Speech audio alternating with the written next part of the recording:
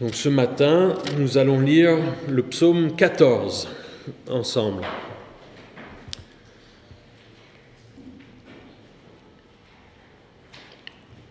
Au chef de chœur de David. Le fou dit dans son cœur, il n'y a pas de Dieu.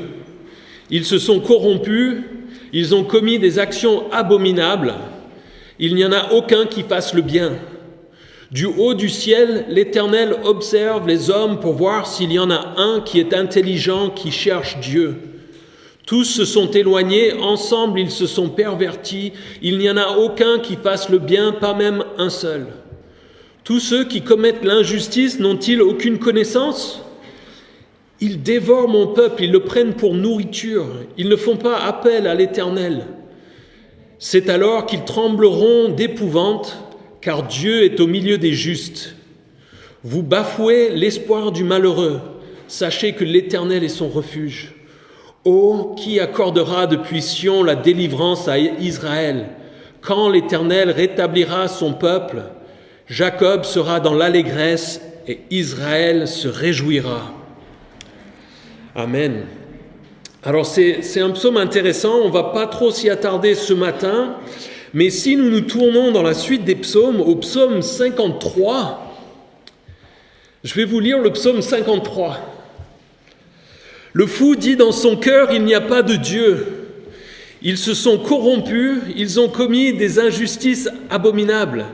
Il n'y en a aucun qui fasse le bien. Du haut du ciel, Dieu observe les hommes pour voir s'il y en a un qui est intelligent, qui cherche Dieu. Tous se sont détournés, ensemble ils se sont pervertis, il n'y en a aucun qui fasse le bien, pas même un seul. Ceux qui commettent l'injustice n'ont-ils aucune connaissance ? Ils dévorent mon peuple, ils le prennent pour nourriture, ils ne font pas appel à Dieu. Alors ils trembleront d'épouvante sans qu'il y ait de raison d'avoir peur. Dieu dispersera les eaux de ceux qui t'assiègent, tu les couvriras de honte, car Dieu les a rejetés. Oh, qui accordera depuis Sion la délivrance à Israël ? Quand Dieu rétablira son peuple, Jacob sera dans l'allégresse, Israël se réjouira. Amen.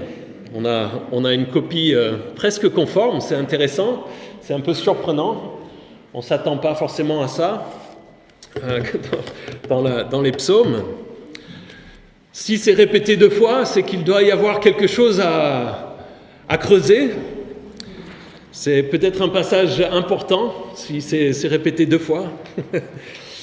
Et par rapport à ce psaume, qui est un psaume important, effectivement, on peut lire dans Romains 3, les versets 10 à 12. Paul, qui écrit aux Romains, dit « Comme cela est écrit, il n'y a pas de juste, pas même un seul. Aucun n'est intelligent, aucun ne cherche Dieu. Tous se sont détournés ensemble, ils se sont pervertis. Il n'y en a aucun qui fasse le bien, pas même un seul. » On retrouve cette citation qui vient du psaume 14 et aussi du psaume 53 et qui est un texte central parce qu'il parle de ce qu'on appelle la dépravation de l'homme. C'est l'idée que l'homme est par nature pécheur et mauvais. Dans la théologie, dans le domaine qui nous parle du salut, de la question du salut de l'homme, pour les théologiens, ils utilisent un terme compliqué, la sotériologie. Ce texte est souvent, dans Romains, mais aussi dans les psaumes, est souvent utilisé pour parler d'idées, on va dire, plus détaillées et pointues sur la question du salut de l'homme, et ça ouvre des discussions sur la question qu'on appelle la dépravation totale ou partielle. Et pour ceux qui ont été dans des églises depuis un moment, vous avez peut-être entendu parler, il y a des questions de calvinisme ou d'arminianisme, et souvent c'est centré ou ça part en grande partie de ce texte et de ces versets qui nous disent qu'il n'y a aucun homme qui est bon, pas même un seul. Alors on ne va pas rentrer dans les détails de ces idées théologiques ce matin, je ne pense pas que ce soit forcément utile pour nous. Si vous avez des questions, on peut en discuter et il y a d'autres moments pour aborder ces questions-là. Mais c'est pour vous dire que c'est un psaume qui est central, qui est important et sur lequel il y a beaucoup de choses à dire. Alors, pour moi, ce psaume, après avoir regardé, il m'a fait réfléchir sur l'idée de rêve. Est-ce que parmi nous, est-ce que vous faites des rêves? Ça vous arrive? Il y en a qui font beaucoup de rêves. Je sais que ma femme rêve beaucoup. Elle a souvent des rêves un peu drôles ou bizarroïdes, un peu surréels, qui font sourire ou qui nous font rire. Moi, je rêve très très peu. Les seules fois où je me souviens de mes rêves, en tout cas, c'est si je fais une très très grasse matinée et par exemple je me réveille et puis je me rendors. Et là, à ce moment-là, parfois j'ai des bribes je me souviens vaguement d'avoir rêvé quelque chose.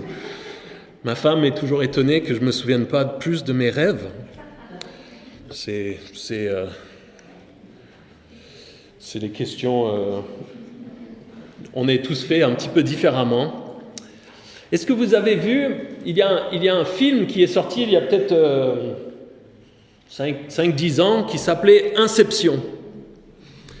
Et c'est un film où, en gros, il y a des gens qui se servent du monde des rêves, on va dire, et qui s'insèrent dans les rêves d'autres personnes pour essayer de les manipuler, d'arriver à leur fin en allant dans les rêves des personnes. Et donc c'est un film qui est de science-fiction, qui est très intéressant de cette idée de rêve et de personnes qui se retrouvent à rêver mais qui croient être dans la réalité et où il y a la tentation de dire « mon rêve, c'est la réalité ».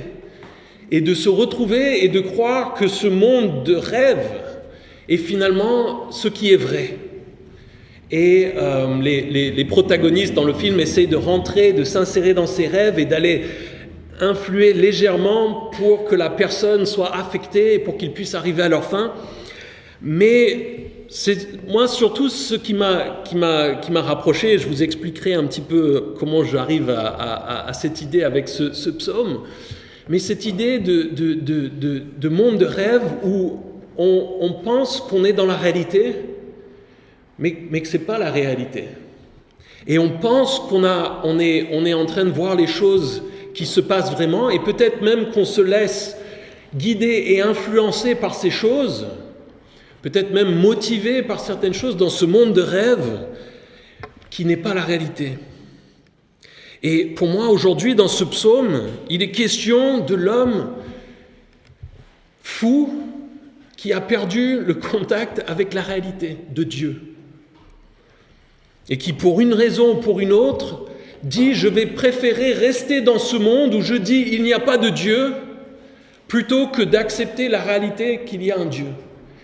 Qui dit « je préfère cette réalité où je refuse l'existence d'un Dieu » plutôt que de me confronter à la réalité qu'un Dieu existe.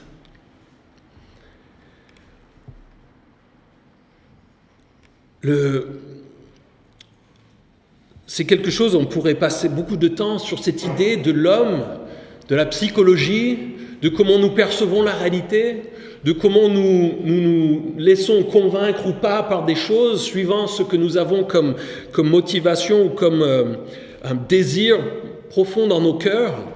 Et j'ai plusieurs articles, mais je crois qu'on va passer et on va pas s'y attarder. Mais vous comprenez cette idée des rêves et du fait, parfois, pour ceux en tout cas qui font des rêves vivaces, moi ça m'arrive pas, mais cette idée qu'on est dans la réalité et on se dit mais qu'est-ce que c'est ?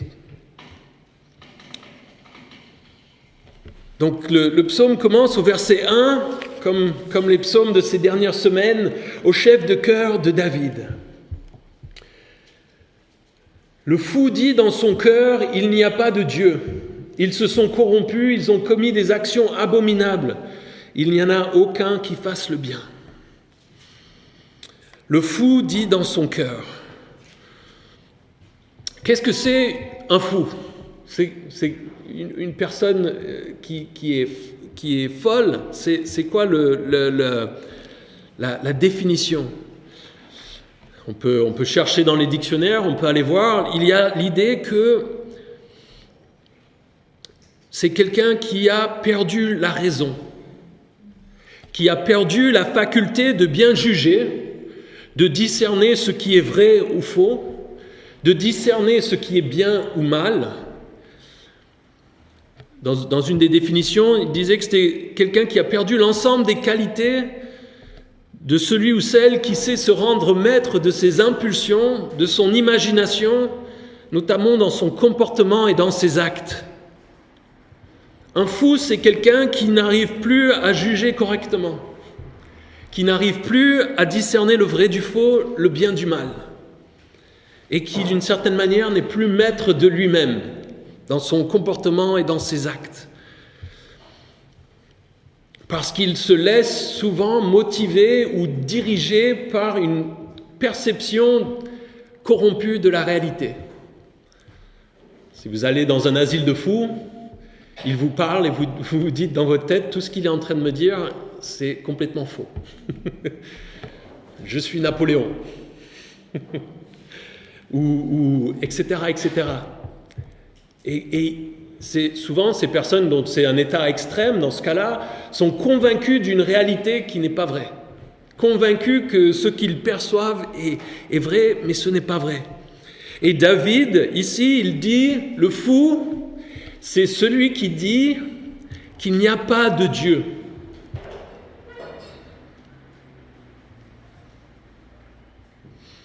David regarde ceux qui nient l'existence de Dieu ou qui rejettent l'existence de Dieu et il dit, ces personnes-là, ce sont eux les fous.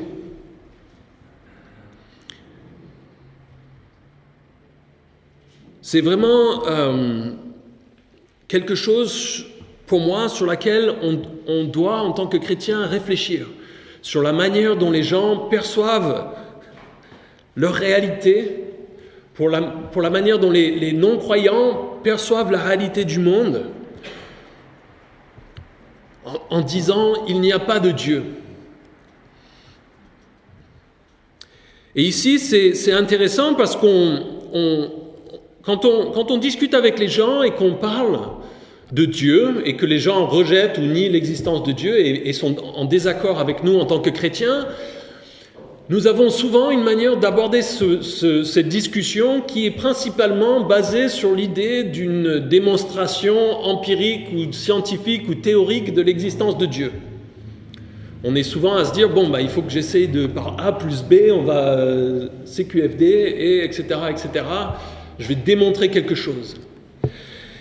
Mais c'est intéressant parce que dans l'hébreu ici, d'après les experts linguistiques, le mot qui est traduit par fou a plus une connotation qu'on pourrait dire comme étant morale qu'une connotation purement intellectuelle comme nous pouvons peut-être l'entendre parfois. Et dans cette expression « il n'y a pas de Dieu » ou « pas de Dieu », on peut voir cette idée que les gens rejettent et refusent de voir des arguments logiques ou des discussions intellectuelles pour débattre de l'existence de Dieu. Mais on pourrait sans doute, à partir du texte, dire qu'il y a d'une certaine manière un refus que quelqu'un puisse être Dieu. Un refus moral dans le sens où les gens disent « je ne veux pas qu'il y ait de Dieu dans ma vie ». Peut-être que Dieu existe, mais je ne vais pas vivre en me soumettant à un Dieu. Je refuse qu'il y ait un Dieu. Comme peut-être, parfois, on peut trouver des gens qui disent je refuse de payer mes impôts parce que le gouvernement est illégitime pour une raison ou pour une autre. Ils ne nient pas l'existence d'un gouvernement, mais ils disent je refuse d'accepter un gouvernement qui puisse avoir un rôle dans ma vie. Malheureusement, avec Dieu, on ne peut pas plaider la phobie administrative quand on ne paye pas nos impôts, comme certains peuvent arriver à le faire parfois. Avec Dieu, on ne peut pas Dire « Ah, désolé, je ne savais pas que tu étais là », quand en réalité, on ne voulait pas qu'il y ait un Dieu. Et cet aspect, on va dire moral, pour moi, c'est un aspect plus pratique ou concret dans le refus d'accepter que quelqu'un puisse tenir le rôle de Dieu dans nos vies, dans le monde. Et c'est quelque chose, alors parce qu'il y a cet aspect pratique, mais il y a cet aspect intellectuel, et c'est quelque chose qui est une discussion qui nécessite beaucoup de temps. Encore une fois, c'est des choses dans les questions de théologie, mais il est important à aborder. Il y a des arguments intellectuels, rationnels, raisonnés pour défendre l'existence de Dieu. En tant que chrétien, ne croyez pas qu'on est obligé de remettre notre raison au placard et de dire « Non, mais je crois, j'ai la foi, c'est un truc mystique, je vais accepter ». On peut défendre notre foi par des arguments rationnels, raisonnés. Et donc, de nier l'existence de Dieu, on peut dire qu'il y a des arguments et des discussions possibles. En tant que chrétien, ne vous laissez pas écrasé par la culture de notre monde qui nous dit « il n'y a pas d'argument possible, de toute évidence, Dieu n'existe pas ». Les gens qui vous disent qu'il n'y a pas de Dieu, qu'on est là par hasard, il y a le Big Bang et puis on arrive, qu'est-ce qui s'est passé avant le Big Bang? Pourquoi est-ce qu'il y a eu un Big Bang? Il y a des arguments raisonnés et rationnels qu'on peut utiliser pour défendre notre foi. Et on peut dire quelques éléments par rapport à l'homme qui refuse ou qui nie l'existence de Dieu. D'après la Bible, et notamment dans Romains 1, vous n'avez pas besoin de vous y tourner, mais vous pouvez le lire si vous voulez. Romains 1 nous parle de la création comme étant un argument en faveur de Dieu et nous parle de notre conscience comme étant une preuve de l'existence de Dieu. Et j'ai eu, quand j'étais lycéen, une discussion intéressante avec un de mes professeurs de philosophie. C'était assez étonnant. Ce professeur de philosophie n'était pas croyant, était plutôt contre. Et à un moment dans le cours, elle a parlé de la moralité humaine. Et elle a dit que quelque chose qui se retrouve chez l'homme, de partout sur la planète, c'est une moralité commune et des points d'accord sur la moralité qui nous caractérisent en tant qu'êtres humains et qu'on ne retrouve pas chez nos soi-disant ancêtres, les singes. Et j'ai posé une question, j'ai dit, mais alors comment en est-on arrivé à avoir une moralité commune s'il n'y a pas de Dieu ? Est-ce que c'est un jour, tous les singes se sont assis et on dit on va se mettre d'accord et puis maintenant on va être des hommes? Et ma prof de philo a dit la seule explication que nous avons dans le monde de la philosophie actuellement, c'est l'existence d'un Dieu. Alors ce n'est pas forcément des arguments qui peuvent vous dans des discussions, vous pouvez sortir et vous pouvez discuter de ces choses-là. Pour moi, c'est difficile parce que il y a chez beaucoup de personnes l'envie de ne pas accepter Dieu. Et donc même si on présente des arguments qui parlent et qui sont sensés, souvent les personnes à qui vous pouvez les présenter les rejettent. Comme je vous disais, donc d'une certaine manière, la Bible nous dit, et ce Romains 1 notamment, nous explique que l'homme refuse d'admettre ce qui est évident. Alors on va pas rentrer dans toute la discussion. L'homme qui nie Dieu croit qu'il y a un effet incroyable qui est l'existence de l'univers sans qu'il y ait eu de cause. Ce qui est fou. Qu'est-ce qui a causé le Big Bang si même on refuse? Et là, il n'y a pas de discussion. Quelqu'un qui rejette Dieu nie toute autorité morale dans l'univers. On peut pas défendre la moralité sans Dieu, sans autorité supérieure. On est tous, à ce moment-là, il y a plus d'autorité morale, il n'y a plus de valeur absolue. Il y a aussi l'idée que ces personnes ne croient que ce qui peut être prouvé par la méthode scientifique. Nous apprécions la science et elle nous a apporté énormément de bienfaits à nous qui habitons et qui vivons au XXIe siècle. Mais d'une certaine manière, elle n'explique pas tout.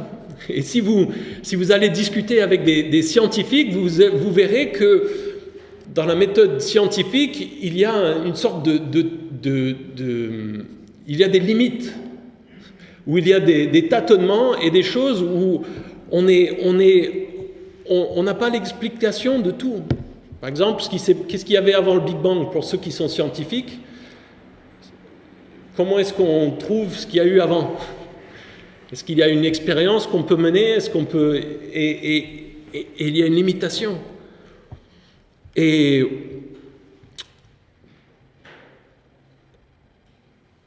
l'homme qui nie Dieu, d'une certaine manière, il est fou aussi parce qu'il parie sa vie de manière dramatique sur sa supposition que Dieu n'existe pas.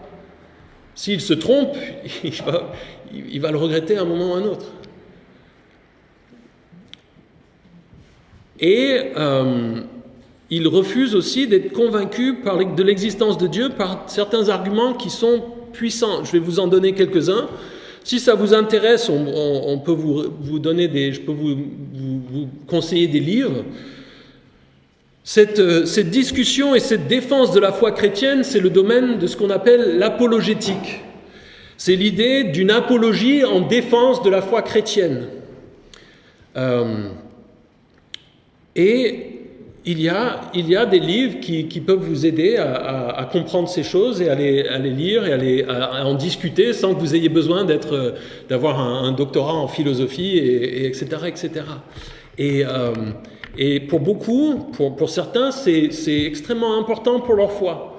Certaines personnes ne luttent pas avec ce genre de questionnement. Il y a d'autres personnes qui intellectuellement ont besoin de réfléchir sur ces choses pour que leur foi soit solidifiée et fortifiée.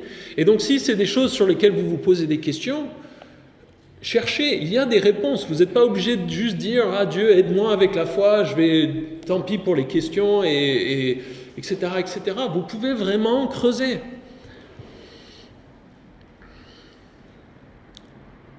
Dans la Bible annotée, je trouvais qu'il y avait une citation à ce propos qui était intéressante et à propos, c'était « L'athéisme, d'après l'Écriture, n'est pas une simple erreur, mais un aveuglement volontaire.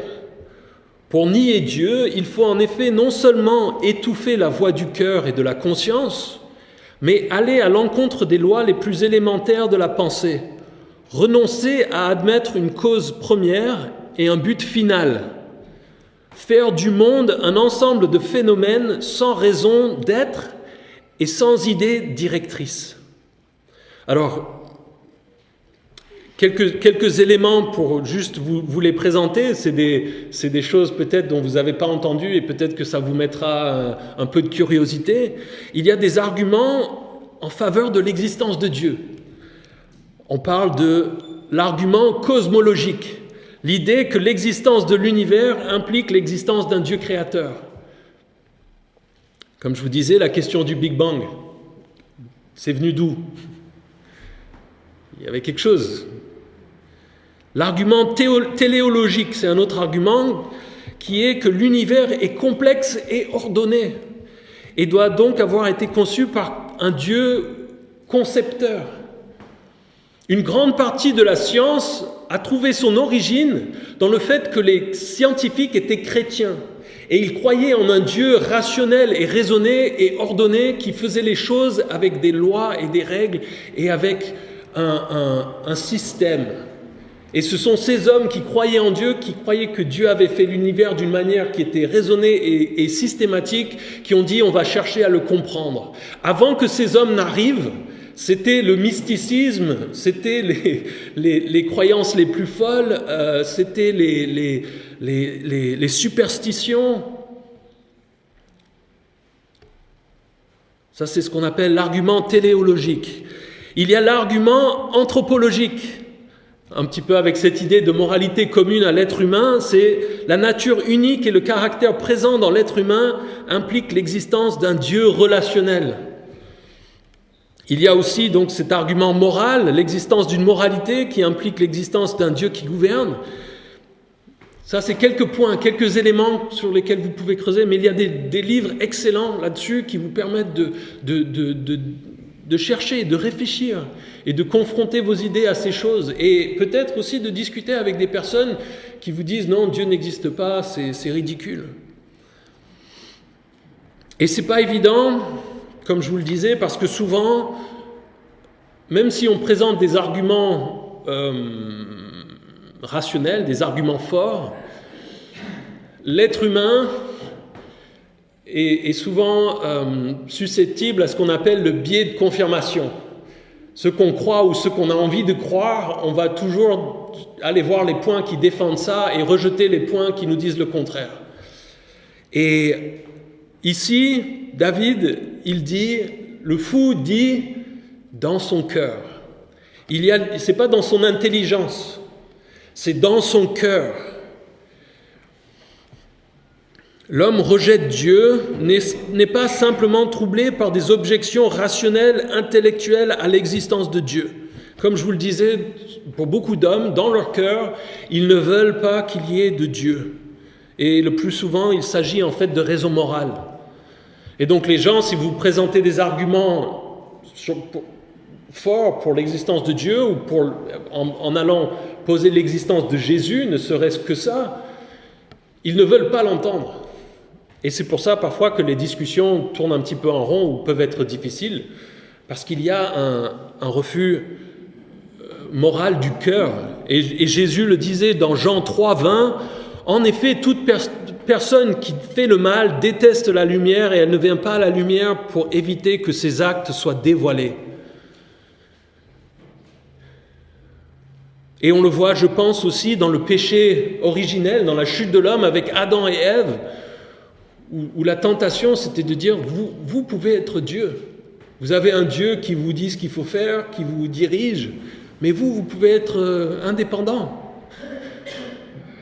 Vous défaire de lui. Pas de Dieu, je veux pas de Dieu, pas droit. Et c'est pour moi le refus de laisser Dieu régner qui est visible dans ce premier péché. Alors ici, c'est très intéressant parce que, et je pense qu'on doit faire attention en tant que chrétien, parce que pour la plupart, en tant que chrétien, on accepte intellectuellement qu'il y a un Dieu. Pour la plupart d'entre nous qui sommes ici ce matin, on accepte l'idée dans nos têtes qu'il y a un Dieu. Mais ce que je disais à propos de ce refus pratique et moral d'avoir un Dieu pose quelque chose auquel nous devons faire attention. Et cette chose auquel nous devons faire attention, et qui peut peut-être vous surprendre, c'est l'idée que nous pouvons croire dans nos têtes et dans notre intellect que Dieu existe, tout en le niant dans la manière dont nous vivons. On le comprend ?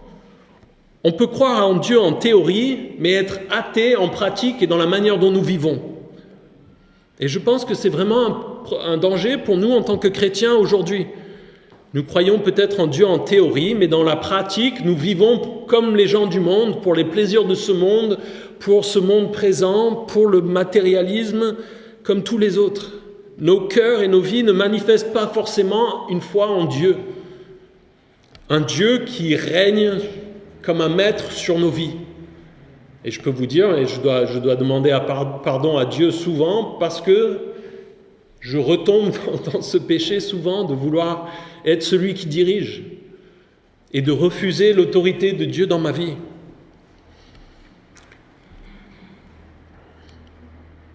Et malheureusement, je pense que nous le voyons souvent dans la religion, de manière plus générale, quand c'est un système peut-être hypocrite et mensonger. Il y a une idée intellectuelle de Dieu, mais ceux dans cette religion s'en servent pour eux comme d'un outil. sans croire vraiment en un Dieu vivant et qui va les juger. Et donc ces deux choses, on peut avoir des discussions où on fait appel à l'intellect et où on discute avec les gens d'arguments rationnels, mais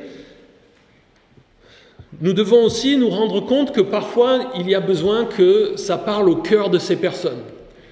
Et nous devons prier souvent pour ces personnes qui ne croient pas et leur dire, et prier pour eux pour que Dieu touche leur cœur. Et parfois, c'est ce qui touche les gens plus qu'autre chose. C'est l'amour de Dieu. Ou peut-être l'amour que des chrétiens peuvent leur témoigner en disant que c'est l'amour de Dieu. Parfois, l'amour de Jésus peut avoir beaucoup plus d'effet que tous les raisonnements plus solides que nous pouvons présenter. Et nous devons nous en souvenir quand nous discutons avec ceux qui ne croient pas. Si vous présentez des arguments, mais que vous voyez que les gens disent « Ah non, ça, souvent, ils veulent même pas les considérer intellectuellement. Et à ce moment-là, plutôt que de vous énerver et de crier plus fort, il faut peut-être dire « Dieu touche le cœur ». Et comment est-ce que je peux témoigner l'amour envers cette personne? Et parfois, ça veut dire qu'on doit gagner l'amour sur la durée, avec l'amitié, avec le relationnel. Et parfois, là aussi, on tombe dans la simplicité, on a juste envie de balancer des idées, des PowerPoint où on a juste les idées, et puis qu'ils acceptent, et puis s'ils ne le font pas, on dit on passe à quelqu'un d'autre. Et on doit faire attention à ça. Dieu nous appelle à aimer.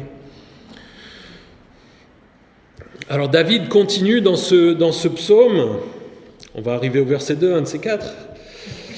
Ils se sont corrompus, ils ont commis des actions abominables, il n'y en a aucun qui fasse le bien. David considère le fruit de cette position de ceux qui nient l'existence de Dieu, ça mène à la corruption, à des œuvres mauvaises.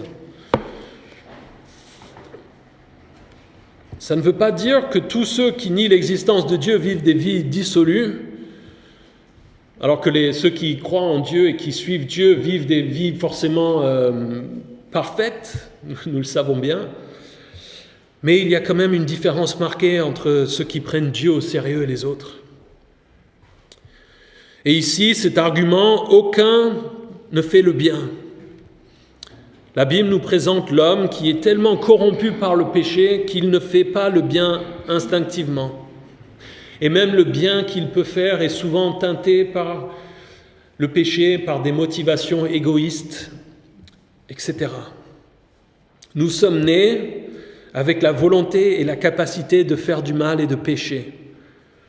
Je ne suis absolument pas d'accord, et la Bible n'est pas d'accord avec notre ami Jean-Jacques Rousseau qui disait que nous sommes corrompus par la société.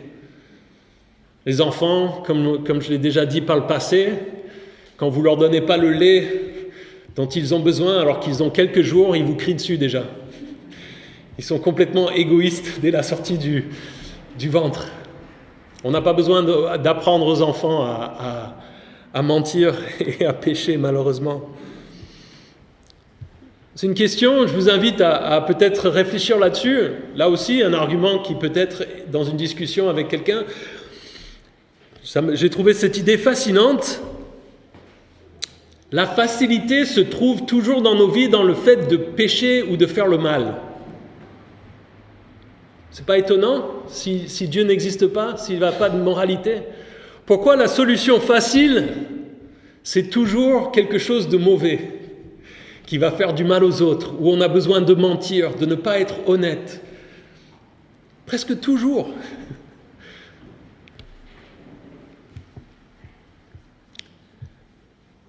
C'est aussi souvent beaucoup plus facile d'encourager les gens à faire des choses mauvaises. Pour essayer d'entraîner les gens à faire ce qui est bien, ce qui est juste, d'aimer les autres, de suivre Dieu, souvent c'est beaucoup plus difficile que pour motiver les gens à faire n'importe quoi. En France, par exemple, peut-être réfléchissez-y la prochaine fois que vous verrez ça aux nouvelles. C'est fascinant de se dire qu'il est beaucoup plus facile de trouver 50 000 personnes pour aller casser les choses ou crier leur colère que pour demander à ces 50 000 personnes d'aller nettoyer la ville. C'est fascinant, non? On n'y pense pas. ou pour aller aider ceux qui sont dans le besoin dans la rue. Vous vous imaginez si toutes les personnes dans une grande manifestation se disaient « On va chercher tout ce qu'on peut corriger dans toute la ville, dans les rues où on se balade. » Et vous me dites « Mais c'est une utopie. » Parce que l'homme est pécheur. Parce que l'homme est mauvais. Mais c'est fascinant comme idée de se dire que c'est... Pourquoi, si Dieu n'existe pas, pourquoi c'est toujours le mal qui est plus facile à faire? Toujours les mauvaises choses qui sont plus pour le paresseux, c'est toujours plus facile de faire ce qui est mauvais. Et ça demande toujours plus d'énergie et de force pour faire ce qu'on sait être bien. Et donc malheureusement, il n'y en a aucun qui fasse le bien. Et ici, c'est pas une exagération, c'est une réalité. Et le péché implique d'une certaine façon le fait de penser savoir mieux que Dieu. Et cette corruption du péché, c'est quelque chose qui nous pousse souvent à préférer le mal au bien. Du haut du ciel, l'Éternel observe les hommes pour voir s'il y en a un qui est intelligent, qui cherche Dieu. L'Éternel observe les hommes. L'homme, lui, nie Dieu ou refuse de croire en Dieu. Pas de Dieu. Mais Dieu, lui, observe l'homme. Il n'oublie pas.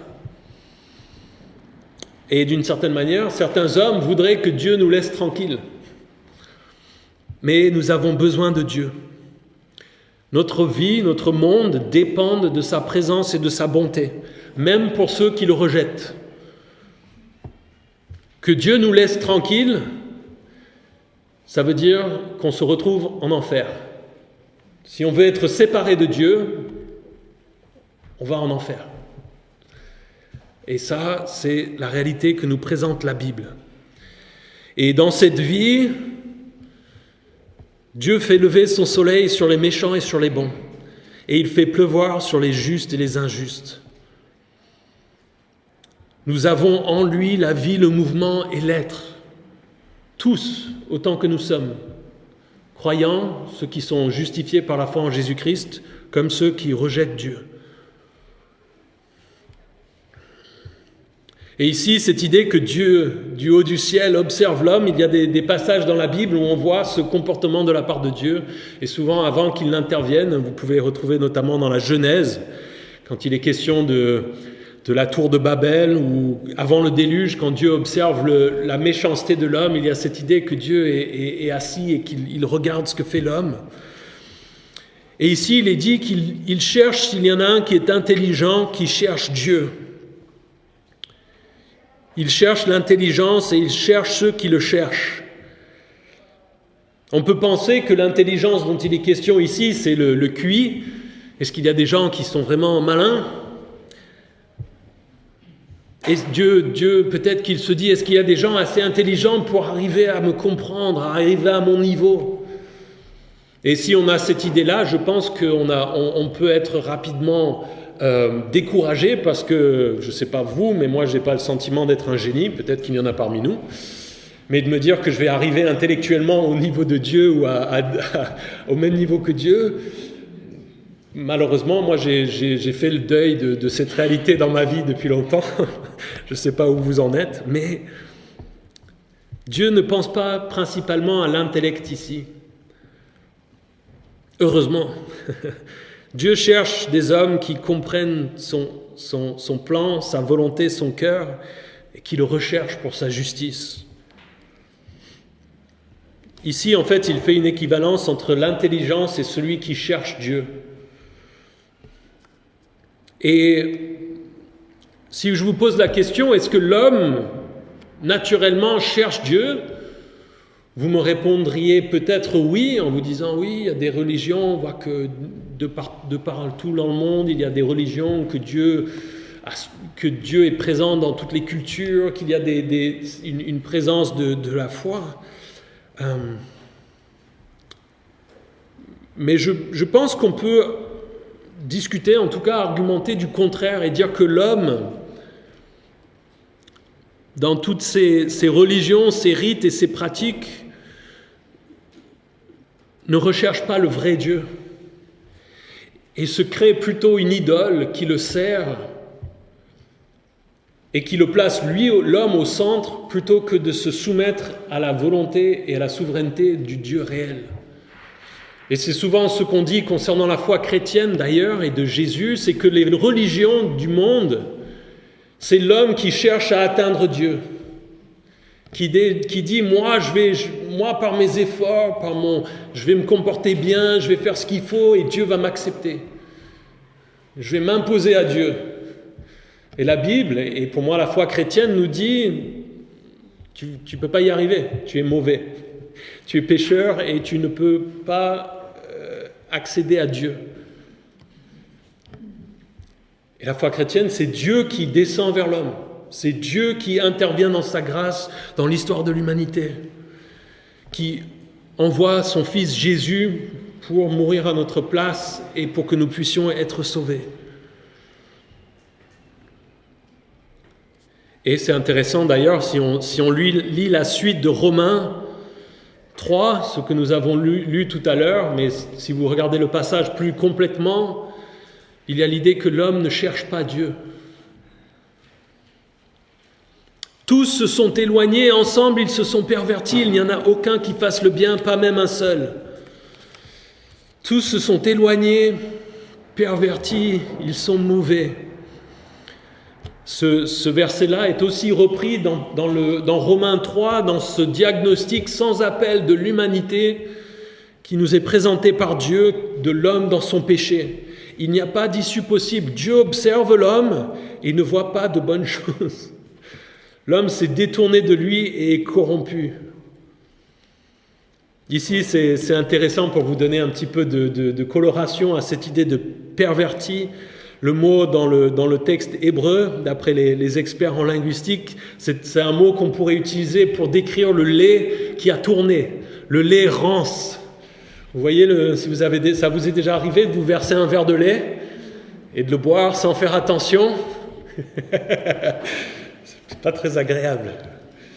Rappelez-vous ça c'est le diagnostic que Dieu pose concernant l'humanité. L'homme, dans sa moralité, dans ses efforts, c'est du lait rance. Et il n'y en a aucun qui fasse le bien, pas même un seul.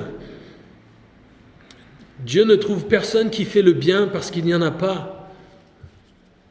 C'est pas parce que Dieu n'a pas vu, ah oui, j'ai oublié cela, je n'ai pas été les voir cela. Eux, ça va. Moi, j'ai des gens dans ma vie, notamment mes enfants. Si je leur dis d'aller chercher quelque chose, s'ils ne le trouvent pas, en général, c'est parce qu'ils n'ont pas regardé au milieu de la pièce, sur la table, dans l'endroit le plus évident de toute la maison. Maman, je ne le trouve pas. Ce n'est pas le cas avec Dieu. Dieu, quand il dit, il cherche et qu'il regarde et qu'il n'a trouvé aucun qui fasse le bien, c'est qu'il n'y a aucun homme qui ne fait le bien vis-à-vis de Dieu. David se rend compte que l'homme est vraiment, complètement, profondément déchu et corrompu par le péché. Et ici, le diagnostic de David va bien au-delà même de l'athée qui nie Dieu. Nous sommes inclus dans ce diagnostic. Et c'est une idée qui peut qui peut être difficile à envisager, à réfléchir, à considérer, de se dire que l'homme est mauvais. Et peut-être que vous êtes par moments dans notre monde, dans les nouvelles, dans ce qui se passe autour de vous, on peut être déprimé et abattu par la réalité de l'homme, de ce qui se passe dans notre monde, à tellement de niveaux. Et cette idée-là peut nous amener à être dans une grande tristesse si nous ne venons pas au message de l'Évangile. C'est le grand prédicateur Spurgeon qui disait « L'humanité, sans la grâce de Dieu, est un désert sans oasis, une nuit sans étoiles, un tas de fumier sans valeur, un enfer sans fond. » Sans la grâce de Dieu, le diagnostic que nous présente la Bible de l'humanité est sans appel. Et c'est Paul même qui, dans Romains 7, les versets 21 à 24, « Je découvre donc cette loi, alors que je veux faire le bien, c'est le mal qui est à ma portée. En effet, je prends plaisir à la loi de Dieu dans mon être intérieur, mais je constate qu'il y a dans mes membres une autre loi. Elle lutte contre la loi de mon intelligence et me rend prisonnier de la loi du péché qui est dans mes membres. Malheureux être humain que je suis, qui me délivrera de ce corps de mort ?» Paul lui-même arrivait presque à un point de désespoir, de dire « Comment je fais ?» La réalité, c'est le péché dans ma vie, c'est cette corruption. Et le message de l'Évangile est la chose qui doit nous caractériser en tant que chrétiens, c'est de ne pas être caractérisé par une tristesse et une dépression à cause de cette réalité de l'être humain, mais à dire « Mais Dieu ». Paul, dans la suite, dans Romains 7, il continue après au chapitre 8, qui est un des sommets de la Bible, si on veut. Toute la Bible est glorieuse, mais concernant le salut, et qui dit « En Jésus-Christ, il n'y a maintenant aucune condamnation pour ceux qui se trouvent en lui. » L'homme,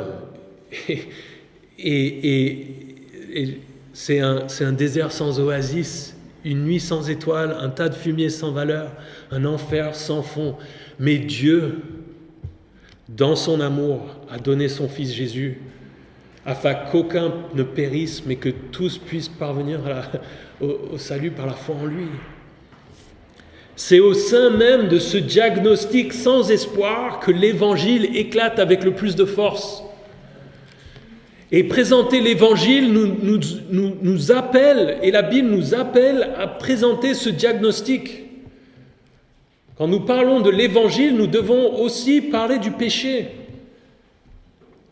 Et pas en faire une méthode couée où on dit non, mais si vous faites suffisamment de bien, etc., etc. On doit dire aux gens, vous êtes pécheurs. La Bible nous dit, si vous avez déjà menti une fois dans votre vie, si vous avez eu une mauvaise pensée, la Bible dit, vous êtes pécheurs. On peut prendre les 10 commandements et faire la liste et dire, est-ce que ça vous est déjà arrivé de faire quelque chose qu'il est dit, il ne faut pas faire dans ces 10 commandements. La Bible nous dit, s'il y en a une seule, une fois dans votre vie, vous êtes pécheurs et vous n'êtes plus sauvés sans la grâce de Dieu. Et ensuite, à partir de ce diagnostic, l'Évangile prend tout son sens. Et pour nous, en tant que chrétiens, on peut se retrouver parfois déprimé et découragé, mais je vous encourage et je m'encourage à me tourner et à me rappeler cette vérité, qu'il y a une joie, qu'il y a un appel à nous réjouir dans l'Évangile parce que Dieu a agi, parce que Dieu est intervenu, parce que Dieu nous a sauvés. Et parfois, je pense qu'en tant que chrétien, on finit par, d'une certaine manière, croire en mensonge qu'en fait on est bon et des personnes bonnes à cause de ce qu'on fait, de ce qu'on croit. Et je pense que parfois ça explique pourquoi nous nous réjouissons moins dans l'Évangile. Parce que c'est lié à nous-mêmes. Et parce qu'au final, si on croit ce mensonge de penser que nous on est bons, qu'on est des gens bien et que les autres sont mauvais, alors, d'une certaine manière, on se dit qu'on a peut-être un peu moins besoin du salut en Jésus-Christ. Mais moi, je peux vous dire que, malheureusement, je ne pense pas encore avoir forcément vécu une journée où je peux dire « Non, je n'ai pas besoin du salut de Jésus dans ma vie ». Et la joie, c'est que Jésus me pardonne. Je pêche tous les jours et Jésus m'aime. C'est la grâce. On n'a pas besoin de mériter. Vous tombez... Vous allez à Jésus, vous demandez pardon et il dit je t'aime, je te pardonne. Tu es pas complètement, je te rejette pas complètement. C'est extraordinaire et ça doit nous caractériser en tant que chrétiens. Tous ceux qui commettent l'injustice n'ont-ils aucune connaissance? Ils dévorent mon peuple, ils le prennent pour nourriture. Ils ne font pas appel à l'Éternel. Ici, on a une question presque avec une surprise où il dit, mais ceux qui commettent l'injustice, ils n'ont aucune connaissance. Ils n'ont pas compris. il y a presque une pointe de surprise, d'étonnement. Ici, il y a une présentation maintenant en contraste avec le peuple de Dieu. David, qui a premièrement considéré l'homme et sa corruption, maintenant il réfléchit sur le peuple de Dieu et sa place dans ce monde si corrompu. Et ce peuple a l'air faible et bête. Mais David comprend que ce sont ceux qui rejettent Dieu et qui commettent l'injustice qui sont fous. Ce sont eux qui vivent dans un monde de rêve et qui ont besoin d'être réveillés. Ceux qui commettent l'injustice sont en position apparente de force. Ils semblent complètement dominés sur ceux du peuple de Dieu. L'idée de dévorer dénote une avarice, une régularité, peut-être un plaisir malsain dans cette activité. Et encore une fois, il semblerait que ceux qui suivent Dieu sont abandonnés, que les fous et les corrompus de ce monde dominent sur eux.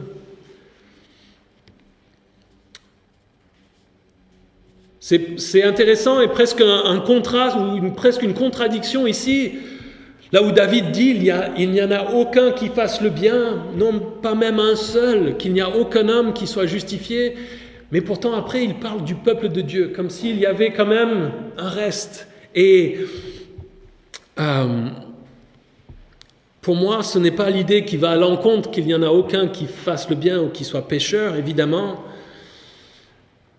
Lui parle notamment dans le contexte du peuple d'Israël qu'il y avait toujours un reste qui cherchait la volonté de Dieu, qui cherchait en Dieu leur refuge.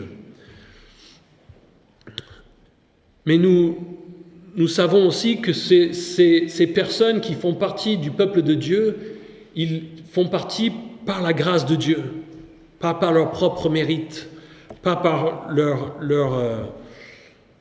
parce qu'ils étaient extraordinaires ou parce qu'ils étaient uniques, mais parce que Dieu a choisi, Dieu a décidé. Et David, lui, n'avait pas encore de la révélation de la nouvelle alliance en Jésus-Christ, de la grâce, le miracle de la grâce divine envers l'homme, mais il parle comme s'il le pressentait déjà.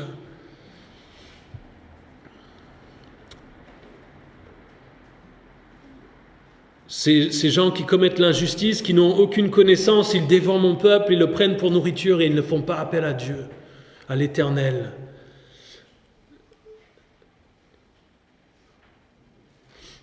Évidemment, lorsque les gens ne croient pas en Dieu, pourquoi prier ? Pourquoi faire appel à Dieu s'ils rejettent l'existence d'un Dieu ? Verset 5, « C'est alors qu'ils trembleront d'épouvante, car Dieu est au milieu des justes. » Ou on peut lire « Ils tremblent d'épouvante ». Ceux qui nient Dieu, ceux qui commettent l'injustice, malgré le fait qu'ils sont forts, confiants en apparence,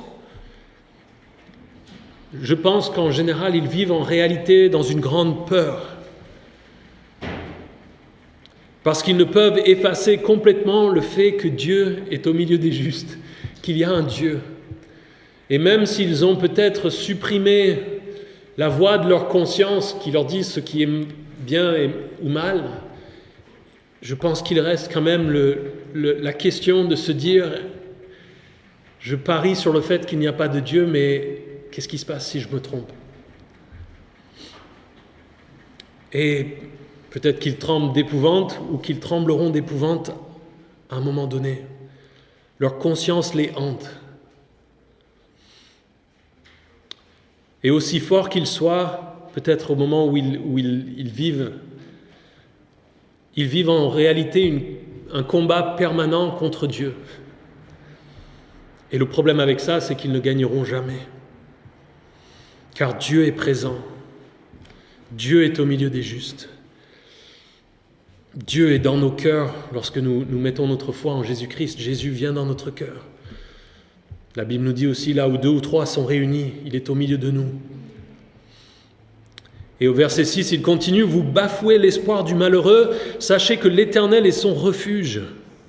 Vous bafouez l'espoir, ou dans d'autres traductions, on trouve, vous vous moquez du projet. » Ceux qui commettent l'injustice, qui travaillent contre le pauvre, combattent contre Dieu lui-même.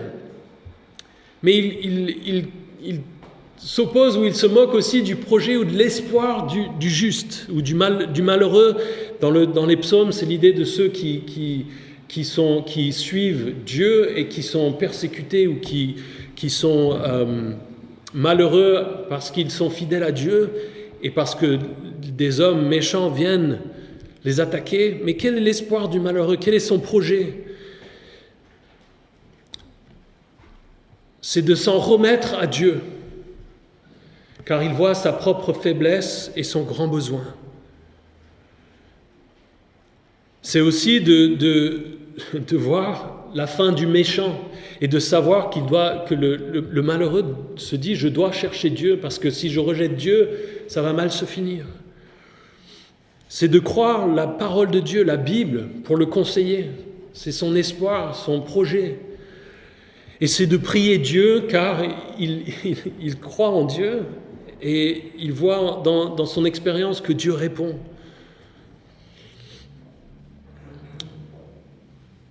Ceux qui ne croient pas en Dieu se moquent de ces choses, de ce projet et de l'espoir que peuvent avoir ceux qui croient en Dieu, qui mettent leur foi en Jésus-Christ et qui s'en remettent à lui. C'est intéressant ici, pour ce passage, je lisais le commentaire du prédicateur Spurgeon à propos des moqueries, des railleries dont peuvent être victimes les chrétiens quand ils expriment leur foi en Dieu.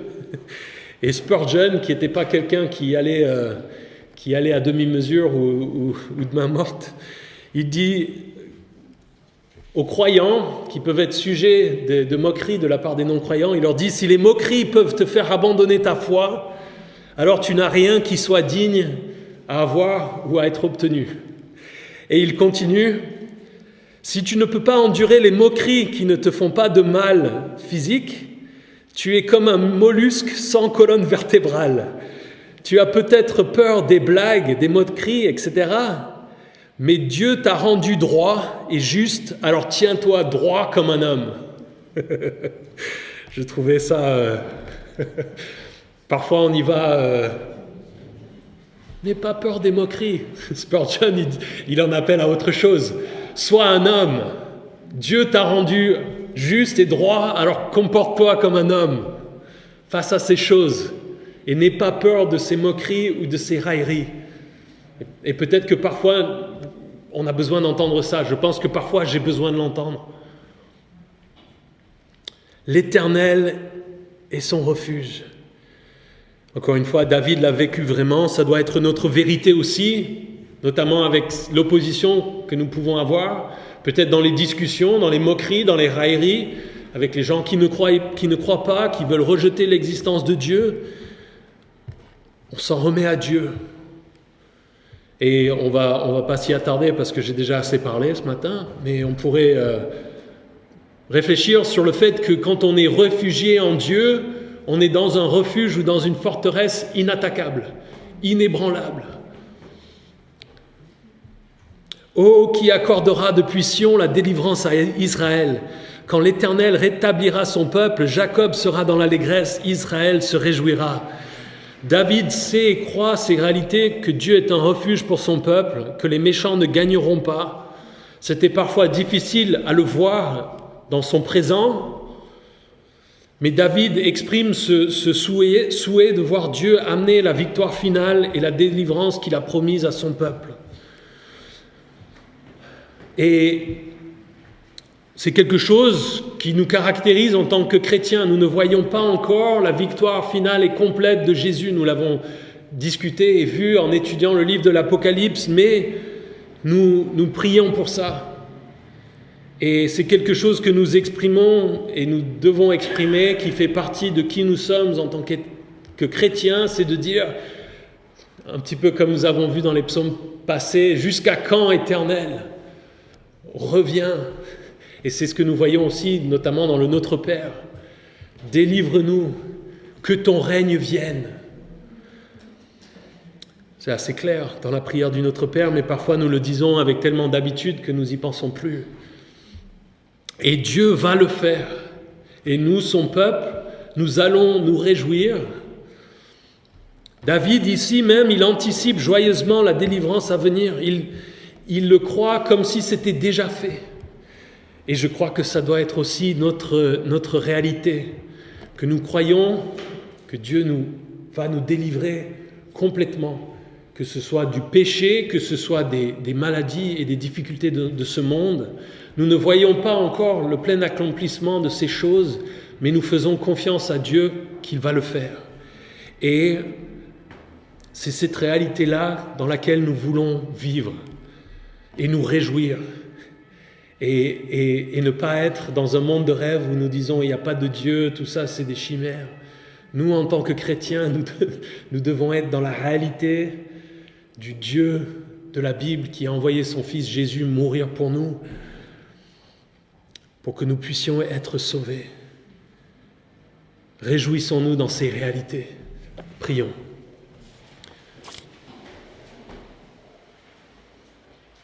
Jésus, merci de ce que tu nous as sauvés. Merci de ce que tu offres ton salut à ceux qui viennent et qui font appel à toi et qui mettent leur foi en toi. Merci parce que nous sommes pécheurs et nous ne pouvions mériter ton salut.